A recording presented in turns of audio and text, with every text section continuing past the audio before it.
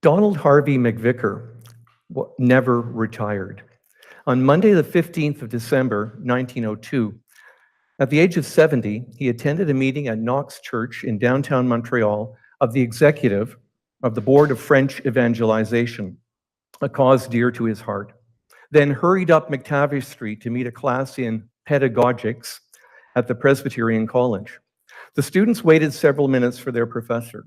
It was unusual for him to be late. In fact, punctuality was one of his minor virtues. Finally, after 20 minutes had passed, some of them went to his study where they found him slumped over the lecture notes on his desk. He had died with his boots on, still at the helm of the institution to which he had given much of his life.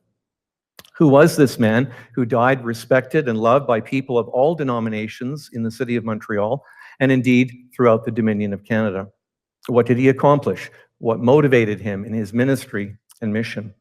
What was his passion, if I can use the overworked word?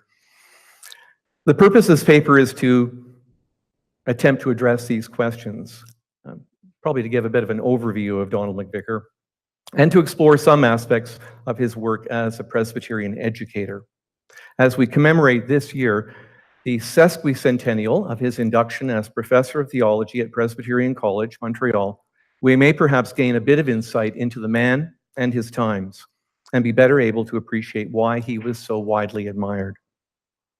Donald MacVicar was a Scot, born in Argyllshire in 1831, the seventh of 12 children born to John MacVicar and Janet McTavish.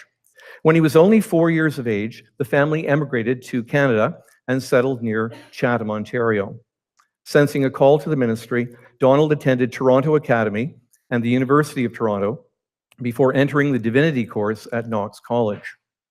In 1859, he accepted a call to Knox Church, Guelph, and began his ordained ministry. During his brief pastorate, the declining congregation doubled in membership. While in Guelph, Donald met and married Eleanor Goulding of Toronto, with whom he would eventually have 3 sons and 2 daughters. However, after only 1 year in Guelph, MacVicar was called to the Cote Street Church in Montreal, one of the largest congregations in the Free Church, attended by some of the country's leading business and professional men, among them members of the Redpath family, the noted sugar merchants. At Cote Street, MacVicar, whose first language was Gaelic, established a reputation as an able and even eloquent preacher in English. And in fact, there were several American churches that tried to woo him away from Canada. He was offered $10,000 a year, I think, in San Francisco, and turned it down to remain in Montreal out of a sense of duty, and received $2,000 a year. And $10,000 was an enormous amount in those days. Donald H. MacVicar, and his middle name Harvey, this is to me an interesting indication of his humanity. He added the name Harvey. Scots often just are Donald MacVicar or John MacDonald, but he put Harvey in as a middle name because his wife-to-be at that point had read a novel, and the main character was a fellow named Harvey. And so maybe it was to help win her over. After all, I read Lord of the Rings to please my wife-to-be. Anyway, he was an eloquent preacher, and he was invited to become one of 2 ministers on what appears to have been an ad hoc committee that met in the home of John Redpath to discuss the possibility of a theological college that might equip ministers of the gospel to serve the province of Quebec, this is in quotes, central Canada, the Ottawa Valley, and, quote, regions beyond. This group, which included Principal J.W. Dawson of McGill, wrestled with the various obstacles in the way of creating such a college, particularly the financial challenges. At first, MacVicar was among those most skeptical of its viability, but in time, the committee presented the project to the Presbytery of Montreal for approval. The Presbytery, in turn, recommended the founding of the college to the higher courts of the church, and in 1865, a charter was granted to the Presbyterian College, Montreal. No classes were held until 1867, largely due to the fact that none of those approached to become professor of divinity would accept the position. These included George Paxton Young, the distinguished Canadian philosopher, A.B. Bruce of Scotland, and James McCosh of Princeton. As the search for a permanent professor continued, classes began in the basement, known then as the cellar, of Erskine Church, led by William Gregg, we've already heard mention of him, from Toronto, who served for 3 months, and William Aiken of Smiths Falls, who lectured for a similar period. Finally, the College Board decided to ask D.H. MacVicar to take on the task of teaching theology in the new college. At a synod meeting in June 1868, after much debate, MacVicar was appointed to the post, and he reluctantly accepted. Donald MacVicar was inducted as Professor of Divinity in Presbyterian College on the 7th of October, 1868. 150 years ago, very soon. In those early days of the college, arts courses were provided as well as theology, and MacVicar, who always had a passion for mathematics, unlike the person giving this paper, was as likely to be found explaining the binomial theorem as the doctrine of justification. He was virtually alone at first, but a year later, theologian Daniel Coussera joined him, and in 1873, the eccentric but bilingual John Campbell was given the chair of apologetics and church history. That same year, General Assembly appointed MacVicar as principal. Mention of 2 teachers who were fluent in French leads us to note that one of the main reasons for the existence of a college in Montreal was the expectation that it would serve as a center for evangelizing French Canada. We're not really sure how bilingual Donald MacVicar was, but I think he did have a fair knowledge of French. He was a member of 2 societies based in Paris, the Société Ethnographique and the Athénée Oriental. And there are other indications that he knew a certain amount of French. Principal Dawson put it this way in 1863, having the college would, quote, make this city a more powerful center of influence for the Presbyterian Church in Lower Canada, and would enable more missionary and aggressive effort to be put forth.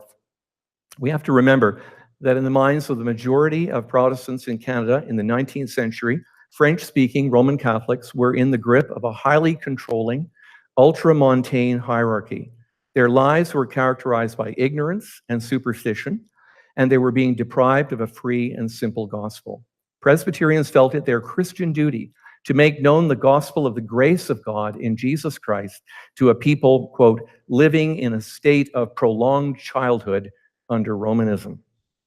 Charles Shinnicky, a former Roman Catholic priest who had been honored by the Pope for leading a successful temperance crusade in Quebec, was perhaps the most prominent of the evangelists and colporteurs who sought to convert their compatriots. And I don't know this for an absolute fact, but family tradition has it that one of these colporteurs came through Pointe-aux-Trembles, the far east end of Montreal, in sometime the middle of the 1800s, and either sold or gave a Bible to my, I don't know, great-great-great grandmother. And she had never seen such a book, and that was the beginning of our family's transition to Protestantism. Shinnicky was supported and defended by MacVicar and his colleagues. And when I say defended, even physically, there were riots in Montreal when Shinnicky preached, and there were lots of stones thrown. But Presbyterian College students and McGill students and others formed a bodyguard, and they protected him when he spoke at Côté Street Church. In the early days of the college, when MacVicar was viewed by some as a man of unquenchable ambition, aimed at building an institution that was unnecessary, Shinnicky remarked, if there is a thing that is needed in Montreal today, it is a college where our Christian young men will be prepared to spread the gospel among the French population of this province of Quebec, as well as among the English-speaking people. The ambition of the Reverend Mr. MacVicar is a noble one. It is the grand ambition of a true Christian. I would give up this very day the blessed evangelistic work in which I'm engaged among my Roman Catholic countrymen if I had not in my heart the hope that before long there will be a Protestant college where the more intelligent of the young men whom we bring to Christ will be trained to preach the gospel. The great need of the college in the early 1870s was an adequate building, and through fundraising efforts on the part of the presbytery and donations by members of Cote Street Church, an impressive edifice was erected on McTavish Street, next to the McGill campus, and dedicated in 1873. This facility was soon outgrown, however, and another set of buildings was added in the early 1880s through the generosity of David Morris, a wealthy textile manufacturer and member of the college board. That's the old Presbyterian College, which is now the Islamic Institute. MacVicar served as professor of theology for 33 years, 28 of which were spent as principal. In the opinion of John Scrimger, his successor, whatever credit must be given to others for the college's present prominent position, its existence and prosperity are due to him more than to anyone else. Donald MacVicar was a Calvinist. He was committed to the teachings of the Reformed and Presbyterian faith as classically formulated in the Westminster Confession. Under his leadership, Presbyterian College gained a reputation for confessional orthodoxy, even being dubbed the Princeton of the North, an allusion to the seminary in New Jersey, made famous by the uncompromising confessionalism of the Alexanders, Charles and A.A. Hodge, and Benjamin B. Warfield. Some idea not only of the orthodoxy of the teaching, but also the rigorous demands placed on students academically can be seen in the following questions from the sessional examinations of 1896 to 97. And Clyde, I wonder how the students of today would fare with these. Show that Christ's sufferings were strictly and definitely vicarious. Establish the usus loquendi of the Hebrew and Greek terms which denote imputation. Distinguish between mere pardon and justification. Dispose of the objection that the Calvinistic doctrine of the atonement excludes grace. What objections are urged against the moral influence theory? MacVicar faced challenges to his orthodoxy, some of them from faculty colleagues, and was well aware of the objections and prejudices in the minds of many both within the denomination and without on the subject of Calvinism. Some had, for example, been led to think, and here's a quote from MacVicar, that we hold a doctrine of predestination equivalent to fatalism, and which makes God a cruel, heartless despot.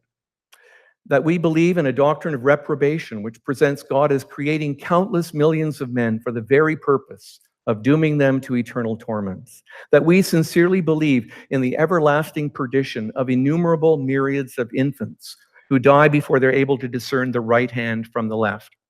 That we delight to limit the gospel call, the offer of mercy, and the operations of grace exclusively to the elect, and actually teach that these favored few are infallibly destined to unending glory no matter how they behave themselves in the world. That we ignore the necessity of regeneration and conversion, and openly deny man's free agency, and thus annihilate his responsibility and the very basis of all human morality. All this MacVicar saw as a distortion of the Reformed faith, and he took it as his mission to expound a positive evangelical Calvinism. In the late 19th century, Calvinism was fast becoming a minority position among Presbyterians in Canada. In Scotland and North America, there were calls for creedal revision and a modified Calvinism to soften what were perceived as the sharp edges of the Reformed faith. And also more generally, the acids of modernity had been at work since at least the Enlightenment of the 18th century. Brian Fraser has pointed out that by the 1870s, many of the students who arrived at Knox and Presbyterian colleges had been influenced by the shift from Scottish common sense philosophy to idealism, and so had a different worldview from their professors. He says the older confessional orthodoxy was seen by the new generation as dry and arid in its emphasis on the intellect and propositional truth. So a transition was taking place from confessional orthodoxy to what Fraser calls progressive orthodoxy. It was the heyday, of course, of Darwinism and the higher criticism of the Bible. It was also an age when not a few English-speaking ministers and scholars were coming under the influence of Ritschlianism, the teachings of Albrecht Ritschl in Germany, during postgraduate studies in Germany. Doctrines such as the virgin birth of Christ, the incarnation, the atonement, and the bodily resurrection of Christ were being denied outright or reinterpreted. MacVicar set himself as an apologist to counter these trends. In a paper entitled Dogma and Current Thought, he addressed, quote, the present unrest regarding dogma, responding to those who felt that the church ought to adopt a minimalist creed or even abolish creeds and confessions altogether. Theological controversy affected the recently formed Presbyterian Church in Canada as early as 1876, when the Reverend D.J. MacDonald of Toronto voiced from the pulpit his doubts about the eternity of future punishment. At General Assembly, MacVicar refused to rush to judgment and moved that a committee be formed to meet with MacDonald in the hope that they might be able to persuade him to affirm the doctrine of the confession. The following year's assembly accepted MacDonald's signed statement that he did adhere to the confession's teaching on the matter, quote, notwithstanding doubts or difficulties which perplex my mind. MacVicar was again called to deal with questions about adhering to the confession when his colleague, Professor John Campbell, was accused of heresy. As in the MacDonald case, MacVicar found himself once more torn between personal regard for a colleague and concern for the church's doctrinal integrity. In the end, the Presbyterian Church in Canada's only heresy trial concluded when Campbell produced a statement that was satisfactory to all parties. Although the term rigid has been applied to MacVicar by those of a different theological bent, he had an Irenic spirit.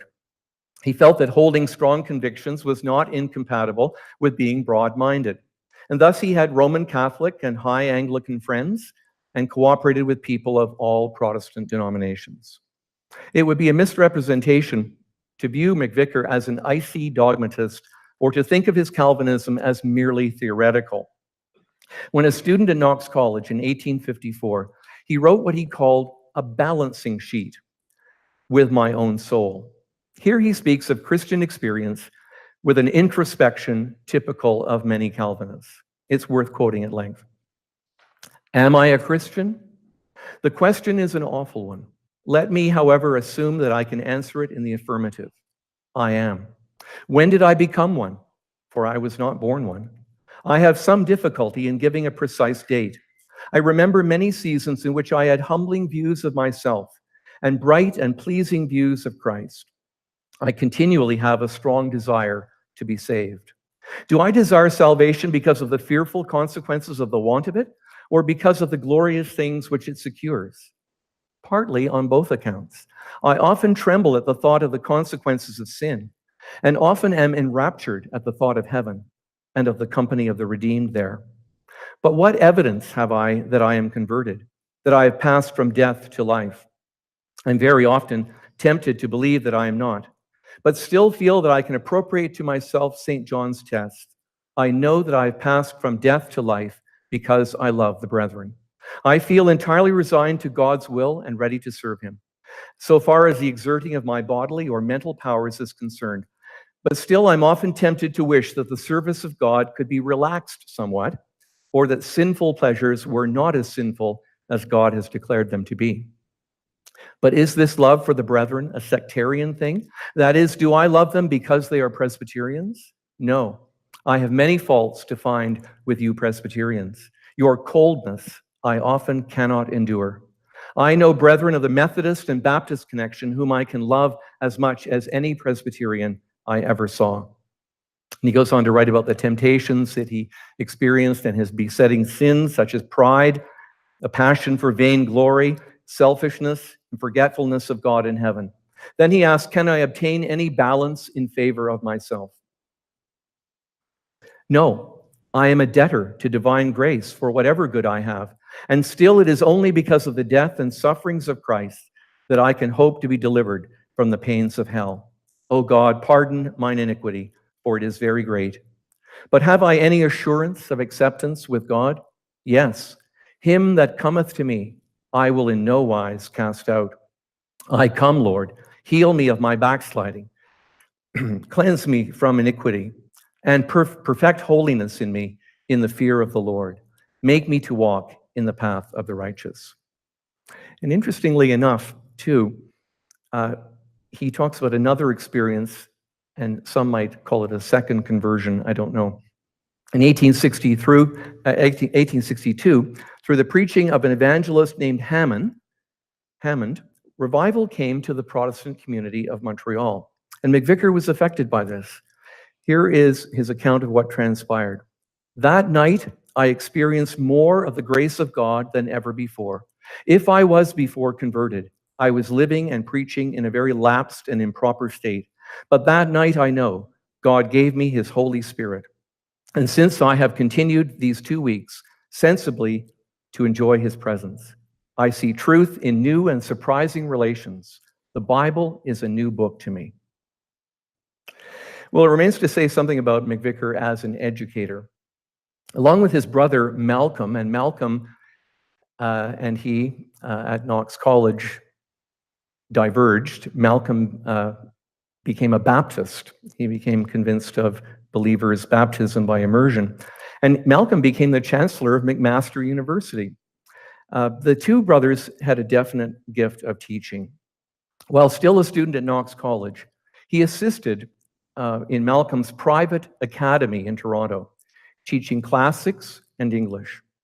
Malcolm tried to persuade him to pursue education as a career, but his heart was set on the ministry.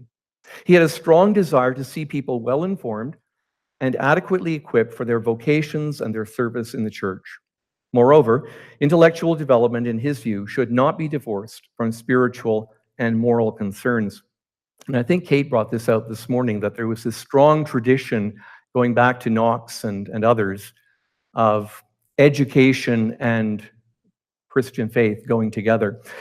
And it makes me think of this being a very Presbyterian view. I once possessed, I don't know where it's gone now, a little copy of the Shorter Catechism published by Collins in Glasgow, and on the back is the times table. It was to be used in school. These things were seen as going hand in hand. Well, in an address given to the Provincial Sunday School Convention in Montreal in January 1890, entitled "The Teacher Reproduced in the Pupil," MacVicar stresses the importance of educational psychology in the service of the gospel. The teacher has one strong, overmastering desire in his heart that through this truth and the ministry of the Holy Spirit, the members of his class may be led to trust in Jesus Christ for pardon and eternal life. This feeling is so constant and vehement in his heart that he cannot conceal it. This is seen in his countenance, heard in his voice, breathed in his prayers. In various ways which it may be impossible to define, he convinces his pupils of the existence and intensity of the desire. The feeling spreads among them, pervades their minds, or in other words, they respond to his dominant desire. It sounds a little bit like what Proudfoot was talking about. MacVicar believed that the best Sunday school would not only insist on the highest spiritual qualifications for teachers, but would also seek to familiarize them with the essentials of the science of education. We should, therefore, he said, urge godly young men and young women to aspire to become distinguished by the thorough mastery of the laws and best methods of teaching. So he was a little ahead of his time in advocating a normal class for Sunday schools, a kind of model class where you'd learn how to teach. In the college, MacVicar's passion was to uphold the tradition of the learned and godly ministry.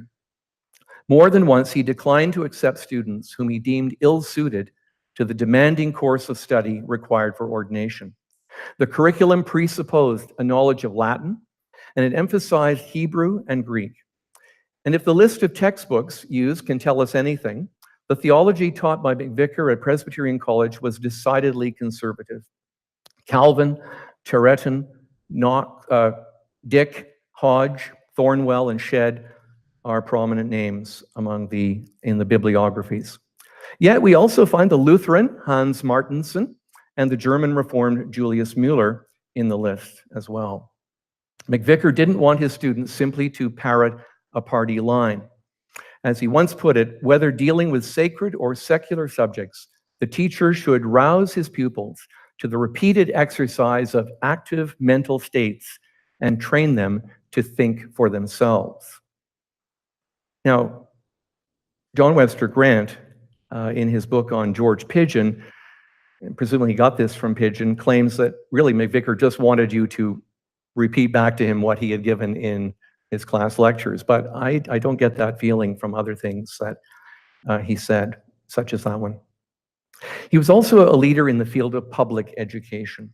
John Moyer gives a good summary of his achievements. In Guelph, he had been a school trustee. And in Montreal, where he was secretary of the Protestant Educational Association, the provincial government appointed him to the Protestant Board of School Commissioners in 1865, removed him in 1876, and reappointed him in 1878. He was chairman of the commission when he resigned in 1881, but the government reappointed him again in 1884, and he served as chairman for another 15 years before his death. In 1870, MacVicar had received an honorary Doctor of Laws, LLD, from McGill College. The following year, he taught logic there, and later he was made a fellow of the university. For 7 years, he served on the McGill Normal School Committee. MacVicar was likely removed in 1876 because of his outspokenness on behalf of the rights of Protestant ratepayers. The Roman Catholic Church not only received tithes from its own adherents for the support of its schools, but also appropriated a considerable revenue to which Protestants consider themselves justly entitled. He worked unsuccessfully for some time to ensure that Protestant taxes would go to support Protestant schools. He's also president of the Quebec Teachers Association in the late 1870s and published 2 textbooks on arithmetic, basically revisions of his brother's work. Significantly, like Sir William Dawson, MacVicar believed in the higher education of women. In 1876, he gave 20 lectures on applied logic to the Ladies' Educational Association of Montreal, and in 1878, he lectured to the same group on ethics.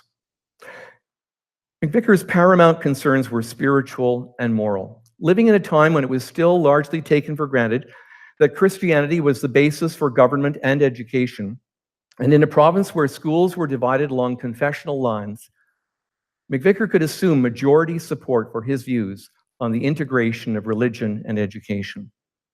In an address to the Ontario Teachers Association in Toronto on the 14th of August, 1879, he spoke on moral culture, an essential factor in public education.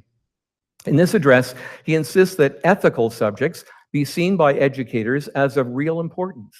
To refuse to deal with moral issues will only provide, quote, a one-sided and pernicious education.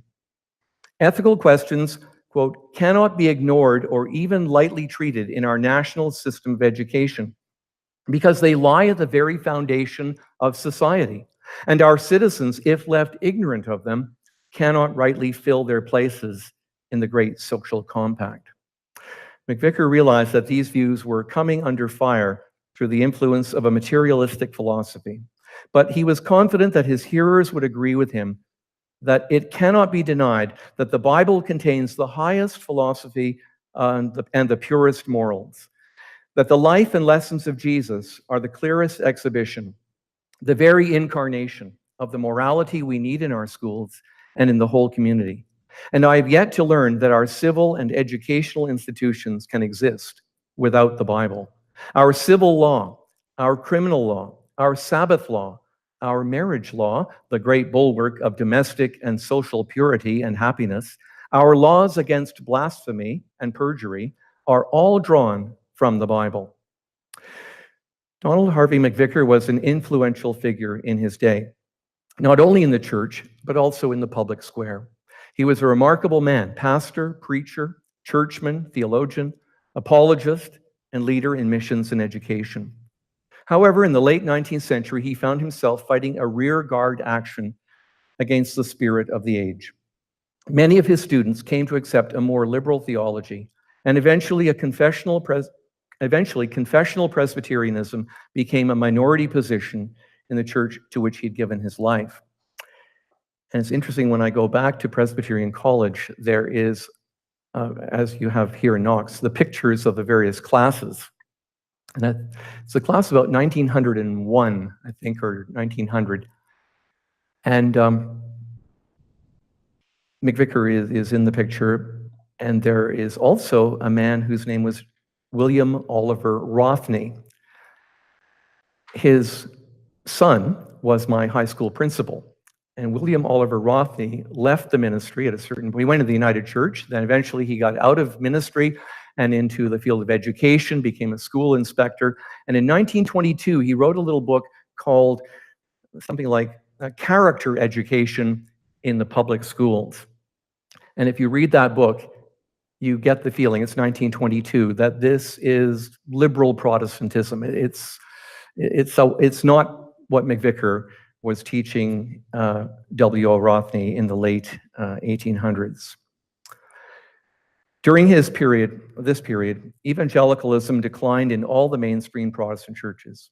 English-speaking schools in Quebec were to remain Protestant until the province's schools were reorganized along linguistic lines in the mid-1990s, but were eviscerated of any real Christian content long before they ceased to bear the name Protestant.